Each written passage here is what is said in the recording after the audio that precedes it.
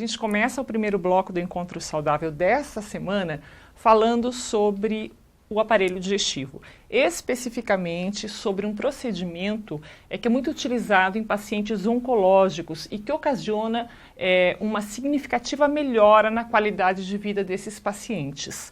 Para falar sobre próteses endoscópicas, eu converso com o médico gastroenterologista, cirurgião do aparelho digestivo, especialista em ecoendoscopia, em cirurgia minimamente invasiva, em endoscopia terapêutica e diagnóstica da Gastroclínica Cascavel, Dr. Carlos de Carvalho. Tudo bem, Dr. Carlos? Tudo bem, Soraya. É muita especialidade, né? A gente tem que ir decorando até falar tudo, enfim. Muito estudo, né, doutor? Vamos começar falando para as pessoas que estão em casa e que têm curiosidade para entender um pouquinho mais sobre as próteses endoscópicas, o que são e em quais situações elas podem ser indicadas. Na realidade, as próteses são dispositivos utilizados para sempre aumentar o calibre de cada órgão, onde ela é colocada. Então, por exemplo, isso foi muito difundido pelos cardiologistas, com os stents que se colocam em coronárias. E o princípio ele é basicamente o mesmo. A gente introduz esse dispositivo no órgão que está de alguma maneira obstruído. Esse dispositivo vai se expandir e vai permitir então o fluxo, no caso nosso, de alimento, né, ou do intestino. Então, praticamente no esôfago, estômago, intestino delgado, intestino grosso, os canais do fígado e do pâncreas, são órgãos onde a gente pode se utilizar desses stents. Certo. Doutor, essa abordagem depende, obviamente, do local estenosado, né? Há diferentes níveis de complicação dependendo de onde será implantada essa prótese?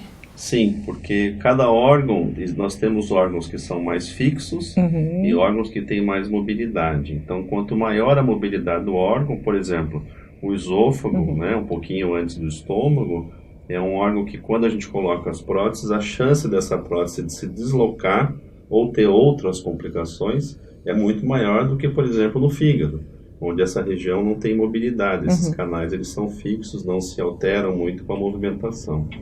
Certo. Bom, existem dois tipos de prótese, né, Dr. Carlos? Quais são esses dois tipos e qual a diferença entre eles? Para o aparelho digestivo geral, existe basicamente um tipo que é a prótese metálica, que a gente chama de prótese autoexpansiva. Para o fígado, especificamente para o pâncreas, além das metálicas, a gente pode usar as plásticas, que para cada doença, para cada situação, tem uma indicação entre uma e outra, e a gente sempre joga também com a questão de custo, né? As próteses metálicas são mais caras que as plásticas, mas em compensação duram mais tempo, a gente tem menos incômodo com elas. Mas para cada doença, basicamente, a gente escolhe o tipo de prótese. Certo. E essa prótese pode evitar que o paciente precise passar, por exemplo, por procedimentos cirúrgicos mais sérios, como uma ostomia? Pode.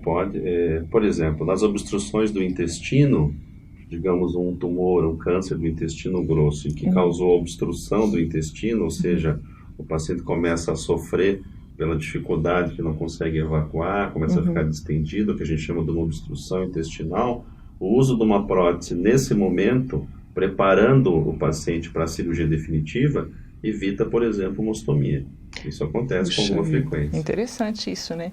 E ela pode ser utilizada, então, em pacientes oncológicos. É mais indicada para esse tipo de situação, doutor? Ela é muito usada em pacientes oncológicos. Hoje em dia, tem-se feito estudos em algumas doenças benignas, né? Estenoses benignas, tanto do esôfago, como dos canais do fígado, das vias biliares, através do uso dessas próteses.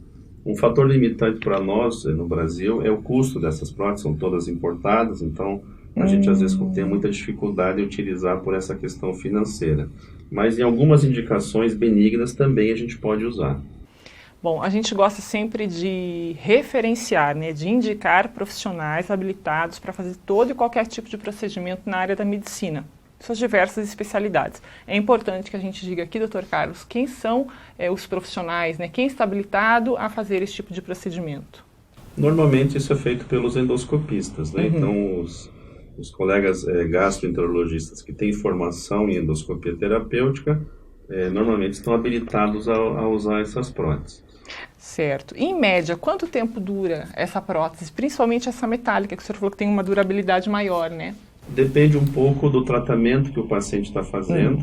Então, digamos, no esôfago, enquanto o paciente está sendo tratado através de químio ou radioterapia, a prótese fica.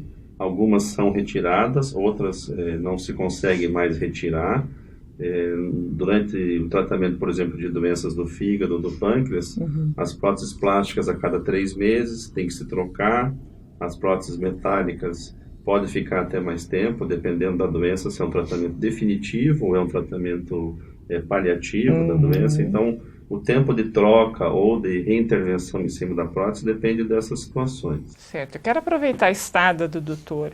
Carlos aqui no programa. É um cirurgião muito habilidoso, é um gastroenterologista, um endoscopista já conhecido em Cascavel, e a gente sabe que no final do ano, a gente sempre gosta de fazer um balanço, né, na especialidade do médico, para saber como é que foi o ano, Dr. Carlos, né?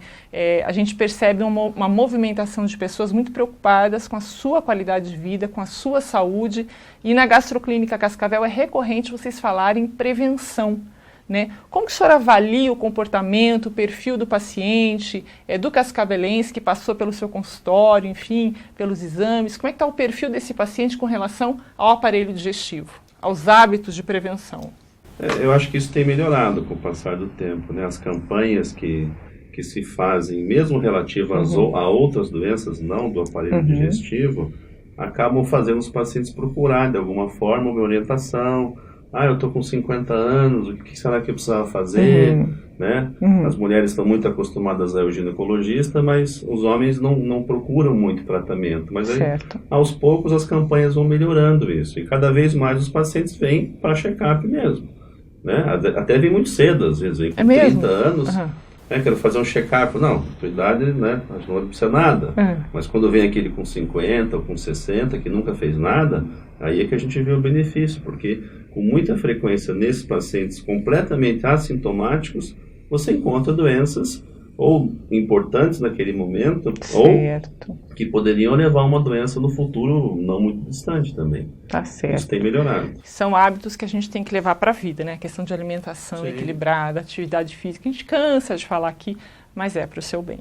Dr. Carlos, muitíssimo obrigado pela presença, pelas orientações, excelente semana. Obrigado, igualmente. A gente vai para um rápido intervalo comercial, mas na volta tem dicas para você aqui no Encontro Saudável. Até já.